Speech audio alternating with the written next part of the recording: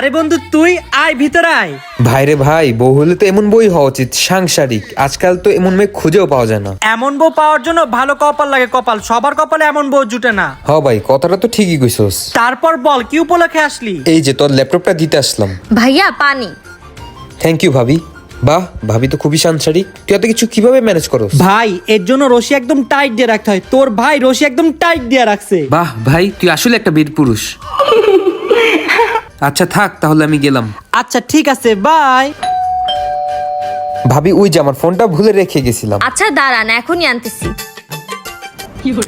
এই শুনো, এই শুনো না। এই কি কইছি না আগে ঘর মুছলি তারপর থালা বাসন ধুমু?